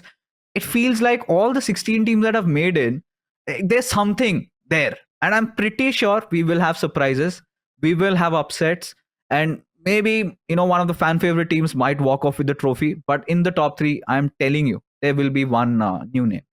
Okay. Now that you've pushed me into the corner, I have to get the predictions, man. All right. Top three teams of ESL, in your opinion. Who's it going to be? Bro, I have to go with the big three. Revenant X Park, Aiku Soul, and Hero Extreme Godlike. Because for Revenant X Park, why? Because they are completely injured. Like, they're wounded, they're bleeding, they have to redeem themselves. So I feel like that big gap that was there, almost of 2 weeks, that is enough to break anybody's flow or momentum of playing in that same lobby. I feel like everybody's gonna reset, and then you've got Godl, Soul, and even Versatile doing so well. Even Versatile could be. So this is one of the hardest tier lists that you can ever think of making, because every other name that pops up, oh, he also has a chance. Oh, he also has a chance. There's so much about to happen. But I really feel like this is where, again, you've got God's Rain also in the mix. But I feel like this is going to be the big three. Somraj can again maybe pull it off. This could also be there. But I feel like LAN has always been one of those places where luck matters. The day that matters. How you soak in that pressure, that matters. And I feel like this is where the newer teams, they're gonna struggle. But I'm pretty sure amongst the newer teams, there will be that one team who will be playing like there's no tomorrow.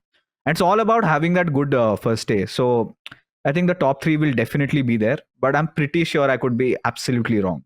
I'm not glazing on anybody, but this is a fact. Caudal, why? I'll tell you, because they've been having the run of their lives. Like, I think Yes. Monk has made his mistakes in the Kochi land. Like, he Yeah. now knows what needs to be not done in order to win the championship trophy, because he was so close to it.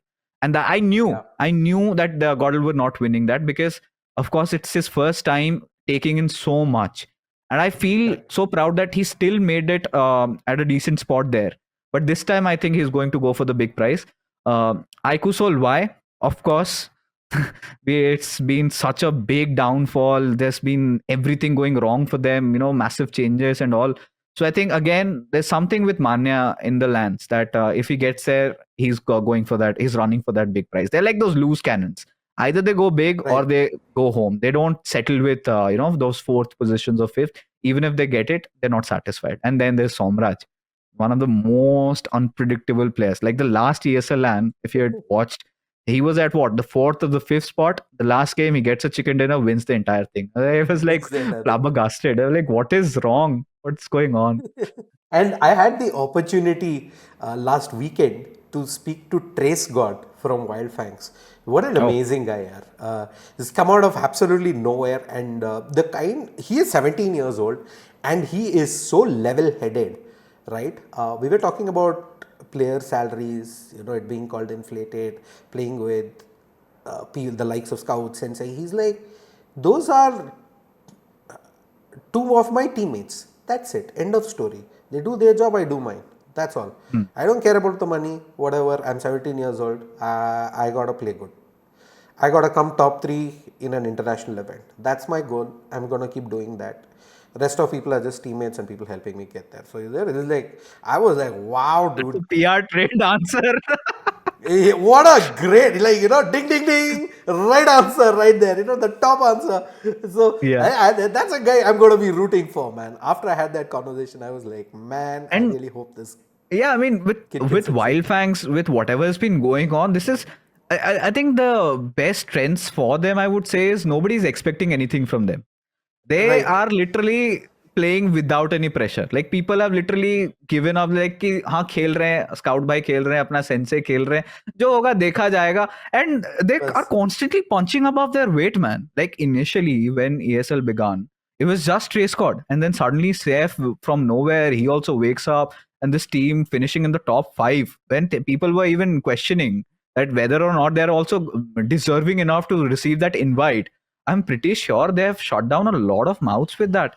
And now for Trace Squad, like with so many of these young players, I'm getting scared also. Are they aging too quickly? Because he's telling this to me, he told this to you today. I hope he's got that same exact opinion 2 or 3 years down the line. Because Correct. he's just gotten into the industry. We know it has its ways. And I feel like it's about the decisions that you make. 17, 18, that's the age where it's so easy to kind of, again, change your thought process, change your mindset, because I've seen it all, man. I've talked to players who had that fire in their heart, like we got to prove, we got to perform on the international stage. The moment a fat check comes in, and you start wearing good clothes, you start dating somebody, and you've got that life that you've been dreaming of, that is where the Correct. complacency sets in. So he's yet to be tested. I hope that Yeah. kid thrives and he gets all he wants in his life, but I think pretty early stages for me at least. Fair enough. Fair enough. I think, like you said, another couple of years and we'll know if he's Yes. been able to kind of keep his head straight and keep at it He's having that and get Rashford distracted. phase, right? He's having the It's- Rashford face, indeed. yeah. Okay, in the ESL, if you had to pick the MVP of the tournament, the absolute best player there, who would it be? MVP. Uh, that's such a choice. Like, are you talking about the league stages or are you talking about the LAN? No, no, I'm talking about the LAN. These are Oh, predictions. okay. For the LAN, LAN again, like just one player, Just one player. dude. I'll have to root for Admino, man. I Yeah, think it's due time that finally he gets his recognition, because I feel like ever since he's gotten into Godel, finally he's getting that spotlight on him, that finally people are starting correct, to understand what he's capable of. I feel like this is again one of those things that's of course Jonathan is there, but currently he's not the best player in the team, and it's so easy to get under his shadows, that players like Admino just slip past by the radar. And if correct. you look at Admino and his recent performances, he's been such a consistent player. He's been one of Yeah, those players which who you can really compare with the likes of Sarang, to be one of those anchors of the team. He's there. भरोसा है, ये निकाल लेगा, ये कुछ कर लेगा. And I think correct. another thing that's wrong with BGMI is there's no ways of, like with MVP, of course, who gets the highest frags, but nobody's talking about the people enabling the MVP. Correct. Like, look at the supporters there. Like, oh, he's not got enough finishes, he's a bad player. My goodness, he's one of the best players. He's the one because of whom you're getting so many setups. You're getting yourself to a good position. That doesn't matter. And this thing has been imbibed into the audience so much that they're also like, अरे इसके तो इतने finishes नहीं है, ये तो अच्छा player नहीं है. I'm like, भाइयों, सोचो थोड़ा सा. And I feel like this is where even us as commentators have sometimes gone wrong, where we need to put it out there. Like everybody has their own respective roles. You cannot expect your support fragger or somebody to be fragging out of his minds. If he's getting his Correct. utilities there, he's putting everything out, he's playing that sacrificial role, he's still contributing to the team. And I think, again, the unsung heroes, but they're doing their job. Yeah, man. I think if I had to come back to the Dota terms, like, you had your hard 5 supports who have traditionally Yeah. been crazy. And like I said, FY is a position for support, man, who's been doing magic. So, And that's why I'm an advocate for that. you're an advocate for the same. Like, I was just reiterating for people if they didn't get it already that, yes, there are a lot of things that where, it's not really measurable in terms of like raw numbers, but they are the ones who are enabling the guys who are getting those numbers for you. So it's a team effort at the end of the day. You can't really take that performance alone on its merit and be like, so much finishes you got, like you are the best Or one. it also could be S So Power also, And then again, there's so many names that keep on popping up, and the yeah. raw generational talent. Where has this kid ever run out of form? Like the one time where he had to change his layout. I mean, I don't know why he did that, but as long as things are going right, if it doesn't need fixing, why do it? And now also he's been top fragging even in the league stages. He's a guy who's pretty chill. You meet him even in the lands, always a smile, yo, yo, yo. And these are the players that are the ones catered for such events, because I feel like LAN is a whole different ball game. No matter you playing online, this time you have different devices. There will be those ping issues. You will have faced those audio problems. You need to stop complaining, and somebody who's seen it, somebody who's dealt with it, I think who's been hardwired, can perform better in LAN is what I believe. Absolutely, man. All right, let's talk a little bit about. There was this was a topic that I discussed with a lot of casters, right? We had a couple Okay. of podcasts where I discussed this as well, about payout issues. This was Oh. something that was prevalent and still is, right? I know for a fact you were also you also kind of had to deal with it, where this has been issue that a lot of people have talked about. People have had different ways of addressing it, where there are events that are happening, and it is norm that you think it's 30 days to 60 days, but seldom is that the case. It is like months. I have known cases where you have to search for you have to run around for a year, and it's not just sitting back as well. It is the constant pressure that you're gonna have to put to and even get a shot at probably getting paid for work that you've already done and delivered long ago, right? With all your heart. With all your heart.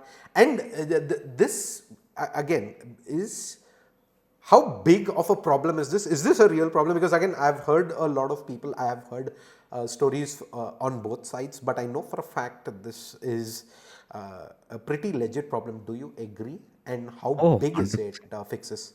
Yeah, 100%. Like, I think when I was back in Nordwin, I never faced such issues, because with Nordwin, one thing was there, right?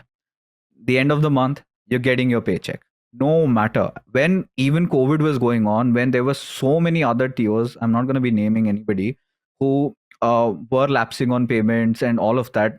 The paycheck for Nordwin used to always come on time, no matter what. But ever since you've gone, I've gone freelance.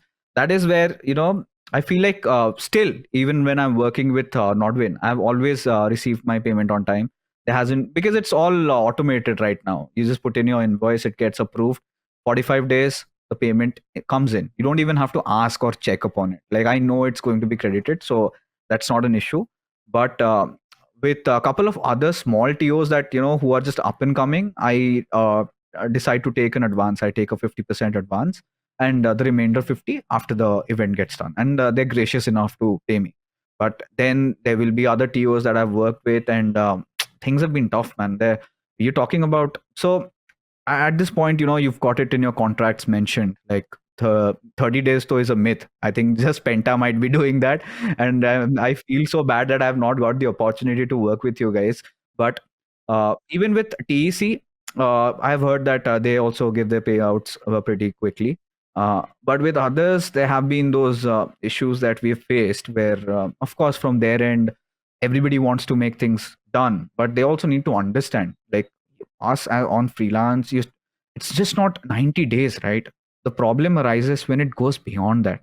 And we understand, even if it goes a couple of weeks more than that.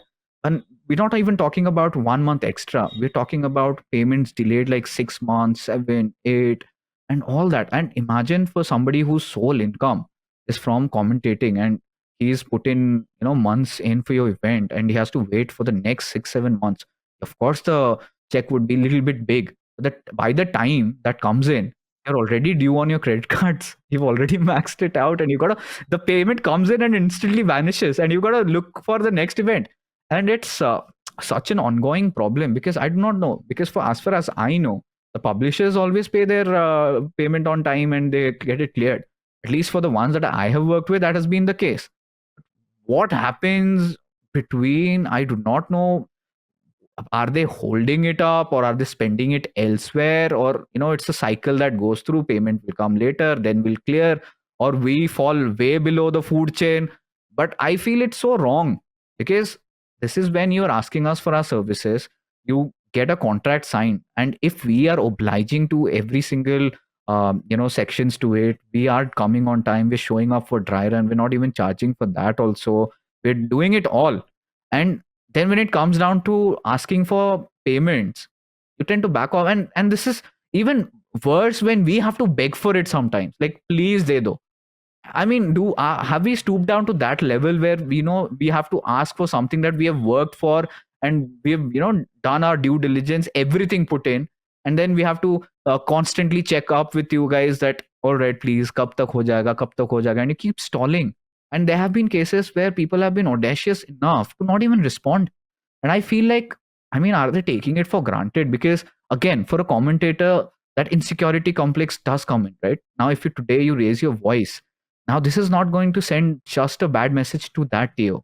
It's also going to send that bad message to the other TOs, where they will be of the opinion कि ये तो अगर इसको time पे पे नहीं दे रहे, ये तो सोशल मीडिया पे पोस्ट कर दे रहा है, क्या हमें इसको लेना चाहिए? That could also be a factor. And thinking of all that, at least we are in a phase where at least I've made it to that point where I'm still, I can make those calls and, put those little bit of that duress there. Like, ki kya scene hai? Karwa do. And all of that. But looking at so many new talents coming up, I just recently talked to somebody in the morning and he's like, Mera 1 saal se payment delay hai. And that person has just run off. He's not responding. I'm like, kya karu? I'm like, bro, what do I tell you? Like, I felt speechless for a moment. Like, 1 saal se uska payment, he's not been getting it. And it's what, 60,000-70,000 rupees. But for him, that 60,000-70,000 rupees is so much.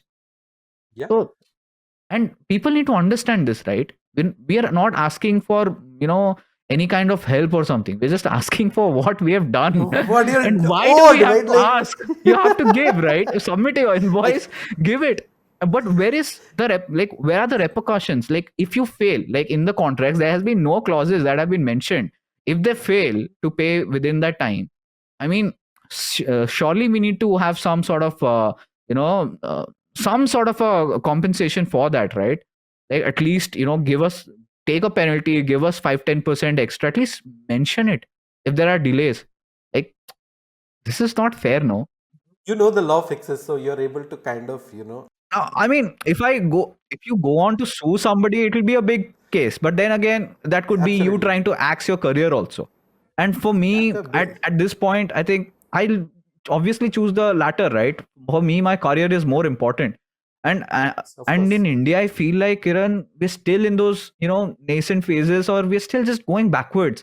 Are we progressing? I don't know how, because at this point I am really murky about the entire thing that's going on or how the system runs. I might as well go into management and at least learn what happens back behind the doors. I think that is.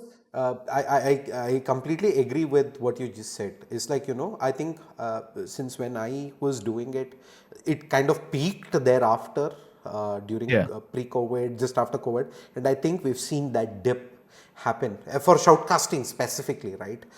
We've seen that dip happen, and now, like you said, corrective measures. The industry needs to come together if this profession is to continue to be as legit, and for the talent that are there, if we are to keep the talent and that quality, I think it's high time that something everyone comes together. I say we come together, because like I said, the issue lies in everybody, all of us. Like, we've different roles to play, different impacts to have, but there is an impact to be had. So it's where I think it's high time for It's very difficult. this It is very difficult, right? Especially as a freelancer, like you said, you are always waiting on, you've planned that money already, thinking that, okay, 60 days, 90 हाँ, days कल is तक तो here. आ जाएगा And बोला है. then, aa jayega, and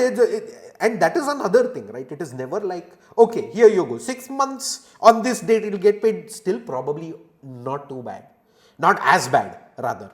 It is always like कल आएगा, परसों आएगा, next week आएगा, उसके वीक बार गया, next month आएगा, कुछ कर दे. It's always that.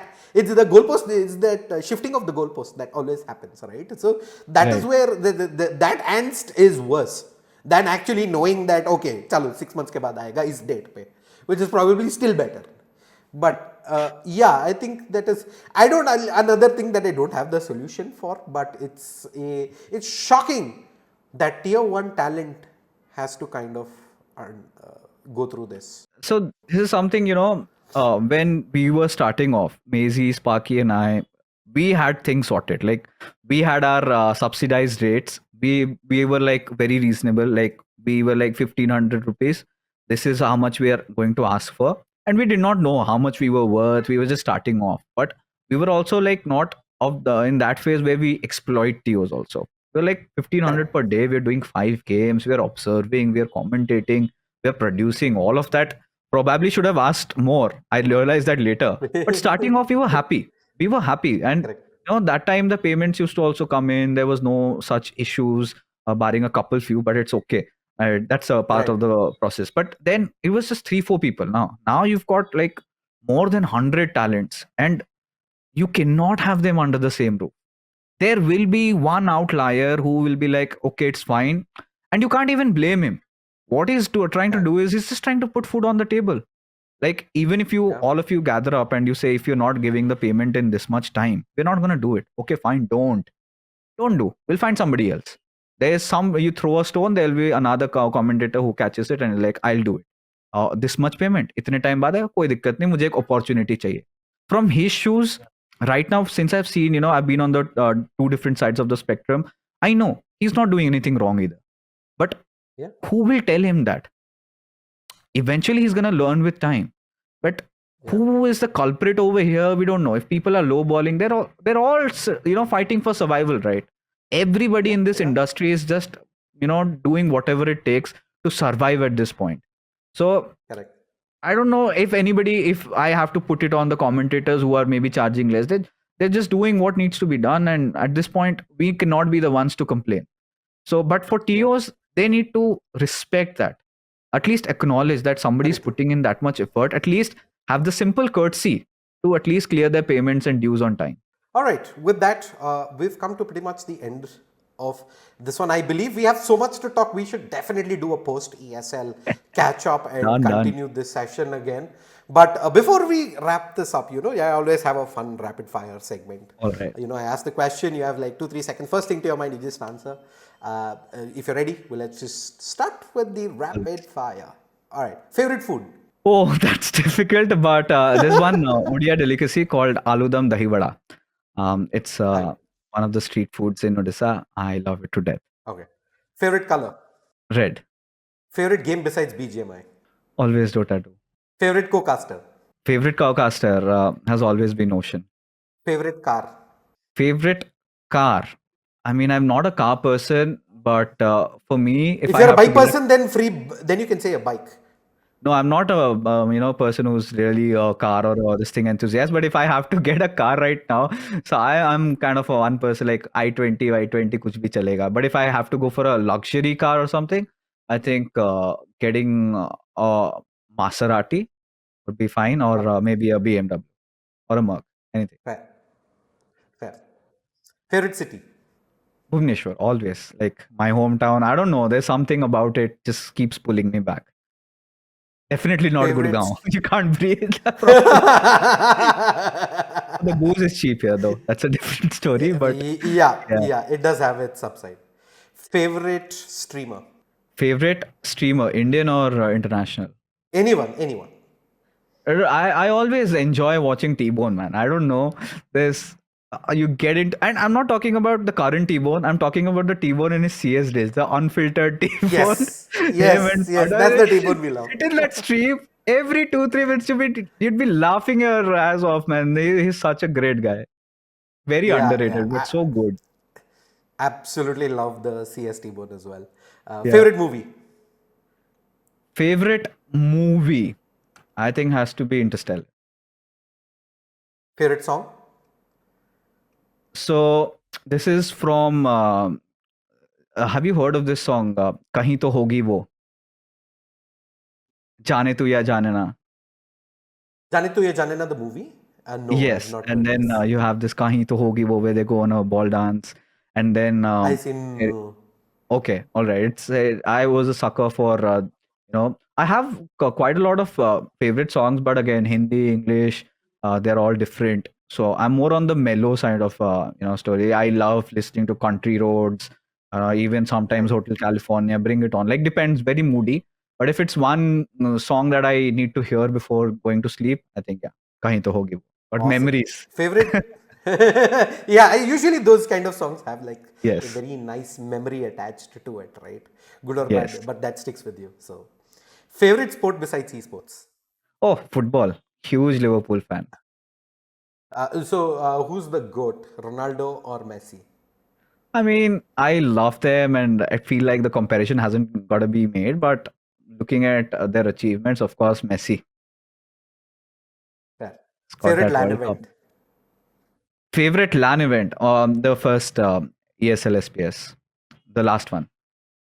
I mean, the storyline, the stage, it was so beautiful. Perfect, man. Any final shout outs?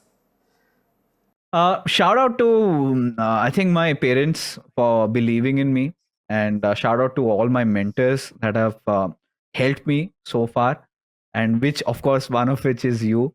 I have always looked up to you, Blair, Krat, so many people who've guided me, Ekansh, Johnny, Ocean, everybody that has been a part of this journey, and shout out to all the people that have loved me and acknowledged me.